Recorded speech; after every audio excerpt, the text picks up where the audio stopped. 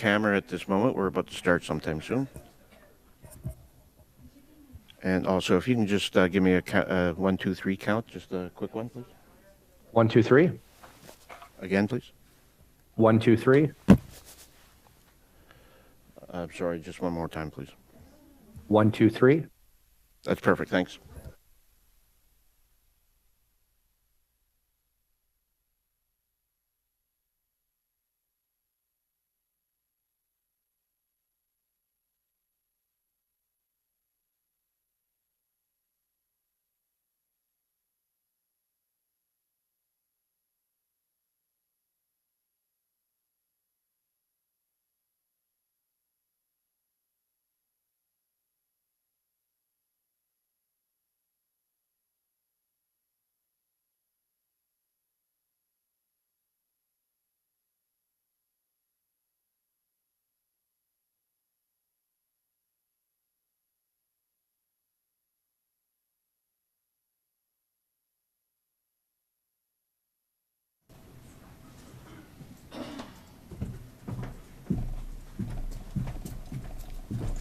Recording in progress.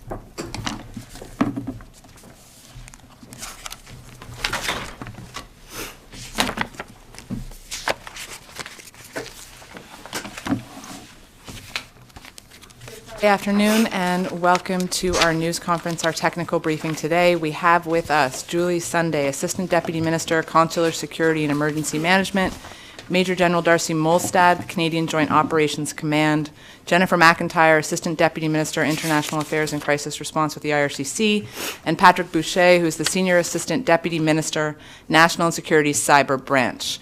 I believe we have brief opening remarks, and then we'll turn the floor to questions. We have about 20 minutes for questions today.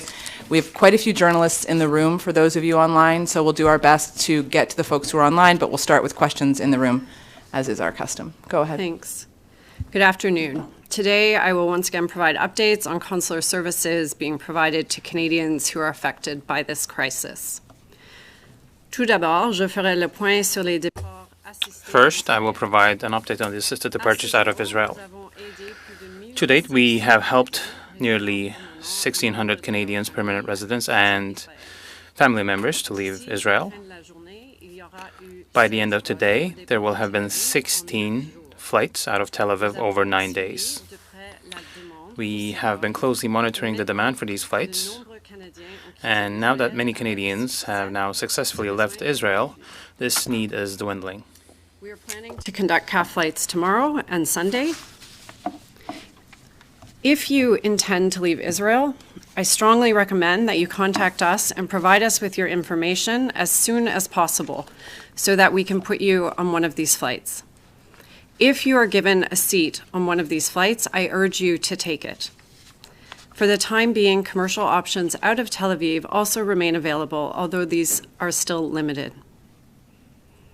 For the Gaza Strip, the situation remains extremely fluid, and while there have been positive signs, the Rafah border crossing remains closed for foreign nationals seeking to leave. We are continuing to communicate directly with Canadians who wish to exit. We know they are facing extremely difficult conditions, and we are doing everything we can to support them. Diplomatic efforts continue to secure a window for foreign nationals to exit at the Rafah crossing. If and when this movement happens, it will be a significant multinational effort. We are working hard with our allies, the UN, and governments in the region to ensure that Canadians will be able to take advantage of any window. There are encouraging signs that humanitarian assistance may soon be able to pass from Egypt into Gaza. This is an important step towards the eventual movement of foreign nationals out. Our mission in Cairo continues to engage with Egyptian authorities to ensure that any Canadians that can pass through the Rafah crossing will be transported to Cairo and onward to Canada. For the assisted departure options from the West Bank, we continue to assist the departure by land of Canadians, permanent residents, and their family members from the West Bank into Jordan. As of today, we have successfully assisted 33 departures, and we are planning for further transfers on Sunday and Monday. Our mission in Ramallah continues to be in direct contact with all Canadians in the West Bank who require assistance leaving. We will be conducting further assisted departures based on need and in line with the security situation on the ground as it continues to evolve. Finally, as we saw with protests and violence in Beirut earlier this week, the situation in Lebanon continues to be unstable. In the last 48 hours, we have now changed our travel advice to advise against all travel to Lebanon. Canadians should not travel to Lebanon for any reason. For those Canadians who are already in Lebanon, we strongly advise that they seek commercial options to leave as soon as possible. We also ask that they please take steps to ensure that they and their family members have all the necessary travel documents. As mentioned in previous tech briefings, whole-of-government planning is actively taking place to prepare for all possible scenarios. And we've also pre-positioned our standing rapid deployment team officers in the region. Thanks, and I'll pass it over to the Major General. Merci beaucoup, Julie, et bonjour. Thank you very much, Julie, and hello, everyone. I am the second in charge of the operations of the Canadian Armed Forces, and today I'm going to give you a brief overview of our operations to support Global Affairs Canada. Between Israel and Greece continues, and we are continuing to work with GAC to assess demand. There was one flight yesterday, one flight today, and an additional flight, as was mentioned, is scheduled for tomorrow and Sunday. Concurrently, the CAF continues to send forces forward into the region in order to conduct planning and liaison with our global affairs colleagues and allies.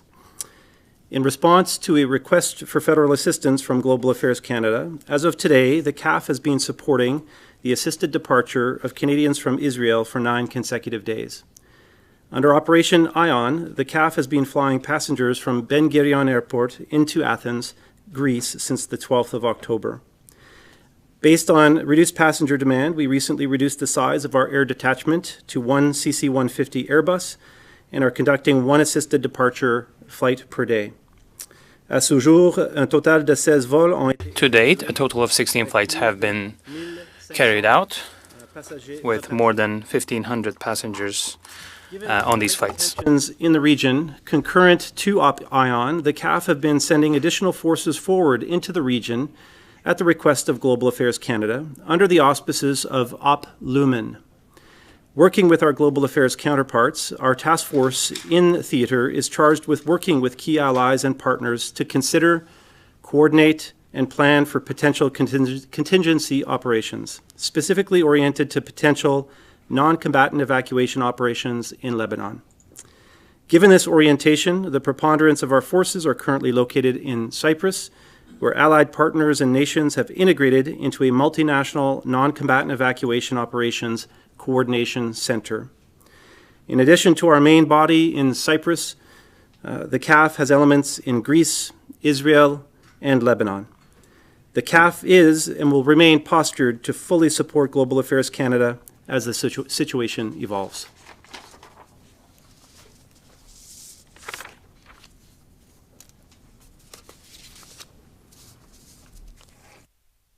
Sorry. We will now open the floor with questions. As I mentioned before, it's 1 question, 1 follow-up, and please don't speak too closely into your microphone as it's difficult for our interpreters to follow along. Our first question is Rafi Bouchikanian. Thanks very much. I wonder if you could tell me, I know you're in touch with the families of the Canadians who are missing. What are you telling them right now? Yeah, so certainly we're in touch with the families. I mean, I can't speak to specifics, but we are, of course, reassuring them that we are working with our allies, that we are connected to those in Israel, to the U.S., to other partners. And the team would be updating them as relevant facts become available. So certainly there's close communication with the families.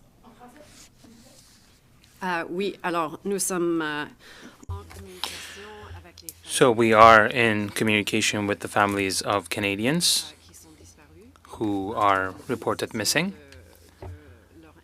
We are trying to keep them updated with regard to the information that's available at the consular level. We are also communicating with all of our counterparts, with the government of Israel and the United States as well, to share information and to try to resolve these very difficult, challenging consular situations. Maybe for the Deputy Minister from the IRCC, would Canada be willing to accept Palestinian refugees from Gaza, non-Canadians? So maybe to clarify, I'm the Assistant Deputy Minister, but right now we're really focused with working with Global Affairs on the assisted departure of Canadians and permanent residents and their immediate family members. So that's where the focus is at this time. Valérie? C'est toujours la même question qu'on vous repose. It's the same question that's being asked of you. Maybe we'll get a different answer with a bit more specifics, of course, depending on what you are able to tell us. So you talked earlier this week that there's a lack of confidence and that you're unable to evacuate Canadians in Gaza. What's the root reason of this?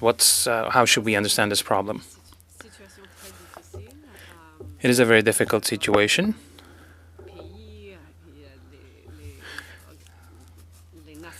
There are many countries, United Nations, all involved trying to solve this problem.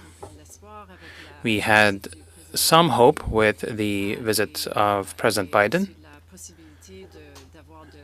and there was the possibility of humanitarian aid being transited into Gaza, because, of course, that is a condition to finding ourselves in a context where Canadians can leave the area. The help is needed, assistance is needed in Gaza, and we're also trying to discover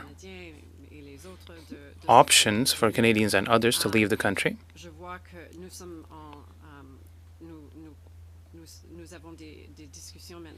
We are currently talking to Egypt, our counterparts in Israel, our counterparts in the United States, and we are planning the circumstances within which Canadians can leave.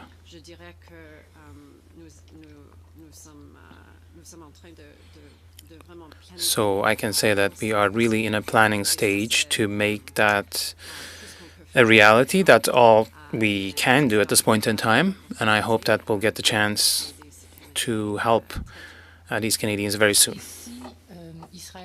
Question. If Israel enters Gaza as is expected, how does it change the situation for you and for the families and for Canadians who you're trying to help out of that region? Answer. We are, of course, going to be there to help Canadians no matter what the circumstances are. That is why we are planning the parameters of consular help and assistance, and we are making use of Canadian diplomacy, reaching out to all of these countries, and my colleague Alexander is not here today, so I will focus a bit more on consular issues, but you can ask our ministry for more information. In the normal media relations approach, yeah. Alex Balango? I just want to make sure I understood en français what you were saying. That the humanitarian corridor needs to open first before we can get people out of Gaza. I wonder if you can kind of explain that a bit more. Why that's the case? Why that's a prerequisite for the evacuation? I know their discussions are ongoing, and certainly that was information that was released after the Biden visit. An expectation that there will be an opportunity for humanitarian aid to go into Gaza. It only makes sense that aid goes in and the gate opens and we have the possibility to also bring people out. So this is what we're planning for. This is what we're looking for signs that environment, that opportunity to bring aid in is going to move forward. It's our sincere hope that it does, and when it does, we are ready to be able to receive Canadians and their family members on the Egyptian side and to facilitate their return to Canada. So our mission is completely mobilized to be ready to do that. We've moved in standing rapid deployment team members into Cairo to be able to support that movement.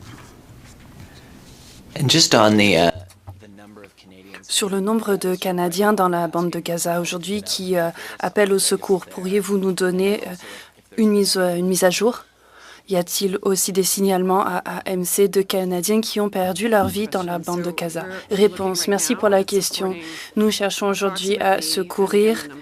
Et encore une fois, les chiffres changent, mais on cherche à faire évacuer 430 Canadiens résidents permanents et les membres de leur famille proche.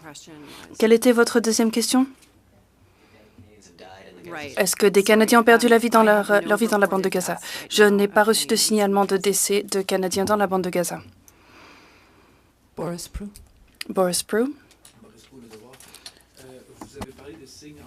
You referred to encouraging signs, positive signs, when it comes to getting humanitarian aid to the region and also in connection with Canadians who you can bring out of Gaza. What are these signs that you interpret as being positive, and what leads you to believe that there's progress in the right direction? I think discussions are underway.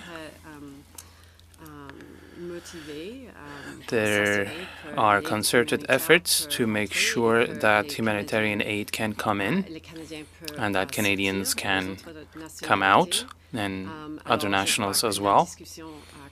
So I see that discussions on that are still underway, and I remain hopeful that the context will change and the Rafah crossing point will open. I don't really have anything that more specific to convey to you, but all I can say is that everyone is working very hard to get anyone remaining in Gaza out of there. So the discussions that are going on, that's not an encouraging sign. That has been going on for many days now. I'm just referring to new elements that have emerged, maybe because on our end, we're not really understanding what is blocking humanitarian aid from coming in. It sounded like Egypt got rid of the barriers at the crossing, so what's the obstacle? Unfortunately, I don't have specifics on that.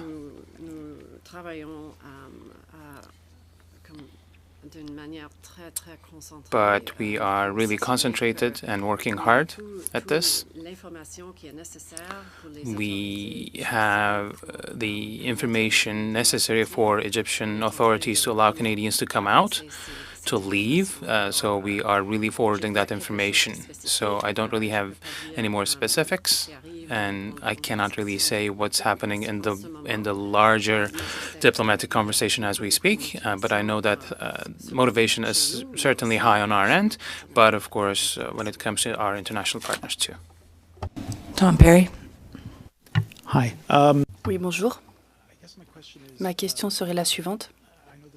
Je sais que la situation est en pleine évolution, mais réalistiquement, avons-nous l'espoir de pouvoir évacuer les Canadiens de Gaza? Et quel est votre message aux Canadiens? Est-ce que vous leur dites qu'on va venir les chercher ou doivent-ils se préparer pour ce qui s'en vient? Nous dialoguons avec les Canadiens, nous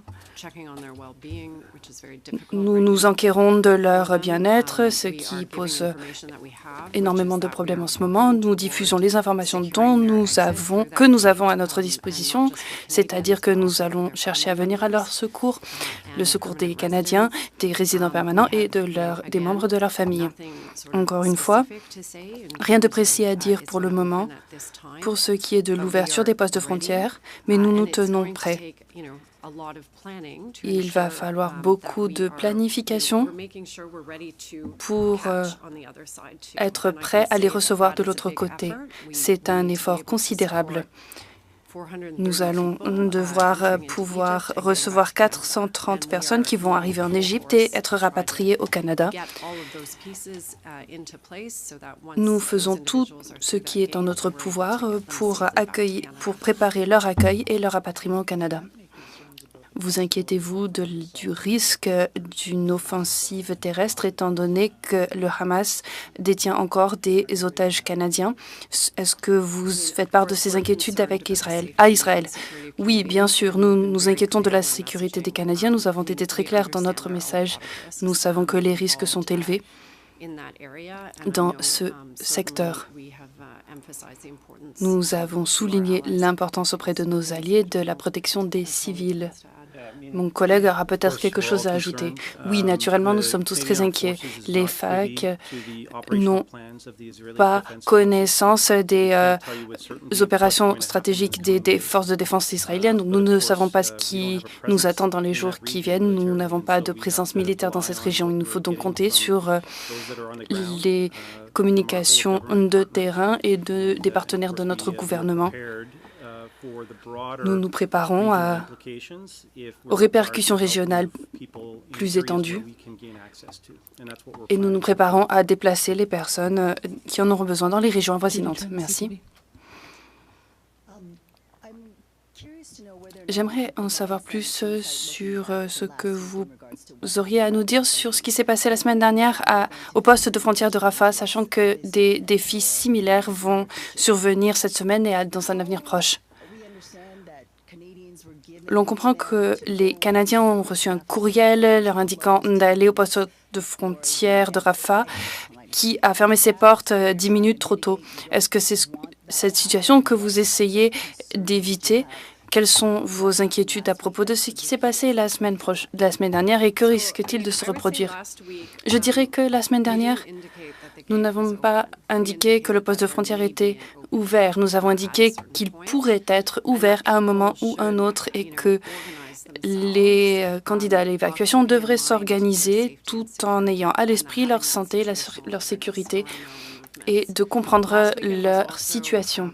La semaine dernière, certaines personnes à Gaza ont reçu l'instruction de se déplacer vers le sud. Ce sont des choses qui nous provenaient d'Israël et nous les avons transmises. Pour ce qui est de notre communication, nous sommes très clairs. Nous n'allons pas dire aux Canadiens de se rendre à ce poste de frontière tant que nous ne savons pas que celui-ci sera ouvert et prêt à faire évacuer les ressortissants étrangers. Cela dit, tout le monde comprend que le contexte est en évolution constante. Nous conseillons aux gens de savoir que la fenêtre pourrait être très courte et qu'il faudra peut-être agir très rapidement. Nous sommes engagés la minute où nous avons connaissance de l'ouverture du poste de frontière. Nous ferons circuler l'information dès lors que nous saurons que les Canadiens pourront franchir le poste de frontière sans problème. Tous les canaux de communication seront mobilisés à cet effet. Le but étant de maximiser le nombre de Canadiens qui pourront être évacués à ce moment-là. Encore une fois, nous n'avons pas d'informations sur la durée de l'ouverture du poste de frontière ou le nombre de jours. Nous n'avons pas de renseignements à ce sujet. Inaudible pour l'interprète. Le micro n'est pas activé, l'interprète n'entend pas. So communication with Canadians in Gaza and the window of opportunity, if you can also provide the answer in French. We informed Canadians in Gaza to remain prudent and to remain in safety given the current context. But when the crossing will open,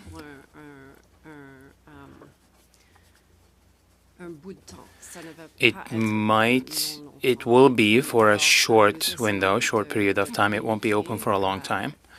So we are trying to communicate that Canadians should keep themselves in a situation where they can take advantage of this opportunity. But as soon as we have information, we will inform Canadians specifically about what they can expect, how they could get there, the documentation that is required. We will inform Canadians in a very specific manner how to get there in all safety. Pour ce qui est de la préparation des FAC au Liban, vous nous dites que vous mobilisez les forces pour le cas où il faudrait appuyer l'évacuation des Canadiens de ce pays. Quels renseignements avez-vous à votre disposition sur le degré de sécurité de cette région, sur la détérioration de la situation? Est-ce en raison de possibles échanges de missiles entre les deux pays ou est-ce que c'est en raison de manifestations violentes? Pouvez-vous revenir sur le risque de sécurité que vous cherchez à atténuer? Réponse, encore une fois, la clarté dans le domaine de la défense et de la sécurité est difficile à atteindre. Voilà pourquoi les FAC prévoient tout de façon très détaillée en avance. Rien ne nous dit que quelque chose risque de se passer au Liban, bien que nous surveillons les renseignements et les activités de façon minutieuse, ainsi que les réactions du Hezbollah. Nous travaillons sur nos plans, notre préparation, notre coordination pour pouvoir réagir lorsque besoin et sauver des vies canadiennes, le cas échéant. Encore une fois, planification prudente, rien ne nous dit que quelque chose va se passer, mais nous souhaitons être préparés. Pour revenir au conseil de voyage, nous en sommes au niveau d'alerte le plus élevé, c'est-à-dire ne vous rendez pas au Liban. Voilà ce que nous conseillons aux Canadiens. Nous leur conseillons de quitter le Liban pendant que les vols commerciaux quittent encore ce pays. On ne veut pas se retrouver dans une situation où des départs assistés ou des évacuations sont nécessaires. Ce sont des opérations lourdes.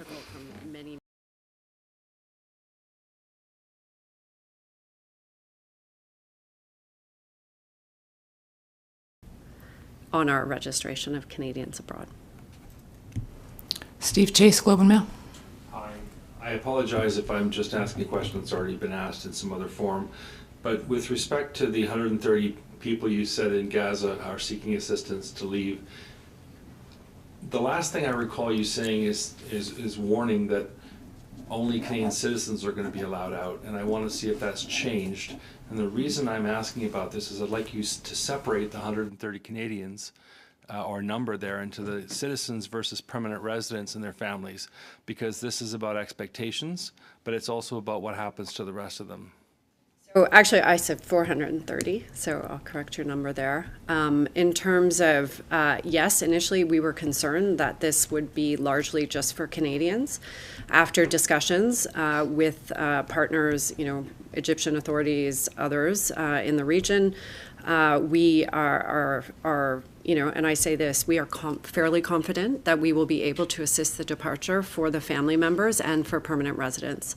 And so we are working with this entire group to facilitate exit. Okay, thank you. I appreciate that. Yeah. The second question is just, can you reiterate the plans for what you're going to do if the Rafah gate is open? You talked earlier about the embassy in Cairo setting up a plan. Just give us as much detail as you can about what's going to unfold then. Well, I mean, this is very much, it's going to be a multinational coordination effort, right? So we're working closely with all of our partners who have their citizens also there. And so we'll be working with them. There will be an element of making sure that we are, there, whether it's Egyptian authorities bringing people to Cairo or whether we're picking people up. All of these details have to be kind of worked out. But certainly we are going to be there to support. We are looking at how we can facilitate Canadians then getting from Cairo back to Canada, and we will likely do something very similar to what we had in Athens in terms of supporting their onward travel. So we're looking at all of that. And we have, as I mentioned, we've put our standing rapid deployment team members in there. We are bolstering our resources, so we will be very much in a good position, and we're extremely linked in with our allies in terms of planning. So all of the details are still under discussion, but absolutely we'll be ready to move. And maybe just to link back to your first question, IRCC is on the ground with the consular team to support those foreign national family members as they come through with Canadians and permanent residents, so to be ready.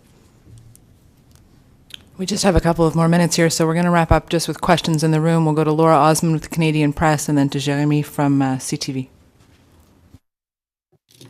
Thank you. Laura Osman, Canadian Press. I have a question for the public safety official on the line. You didn't have any opening remarks, but I understand you're a cybersecurity expert. I was wondering if there's a cybersecurity issue associated with this conflict that Canada is facing. Yeah, thanks for the question. And I could confirm that there isn't at this point that we've seen. I've been asked to join just more from a community safety perspective here. There's been a lot of obvious anxiety that has sort of played out here domestically with the situation abroad, and I think that's absolutely normal. What I can say is that in regards to various domestic peaceful protests, which I would say is a sign of a healthy democracy, demonstrations that have occurred here as of yesterday and over the last couple of weeks have generally and for the most part been peaceful. And just to reassure that our portfolio agencies and law enforcement continue to work very closely with various federal partners, with allies, and also with local police forces across the country to really ensure the continued safety and security of all Canadians. So we'll continue to engage with communities most affected by these events here domestically, to hear their concerns and work with them to foster trust and closely monitor the situation here domestically. Thanks very much. Separately, I'm wondering if Canadians are indeed leaving Lebanon, if you have any evidence of people sort of heeding the advice so far, and if not, do you have a sense as to why? That's a good question. I don't have that data, so I can't speak to that. I do know, our ROCA is increasing a bit, like modest amounts, and so I think, people are listening to the advice. I would say, people have longstanding ties, families. These are really difficult decisions to make, and we understand that. But our best advice is time to come back to Canada. Yeah. And our last question will be to Jeremy. Thank you. There are reports 2 American hostages are going to be released by Hamas. Do you have that information? And do you have any further information about hostages being released, specifically anything about Canadians? I don't have that information, and I don't have any updates on the missing persons. I believe that's all the time we have for today. We thank the officials for their time and wish everybody a safe and peaceful weekend. Thank you.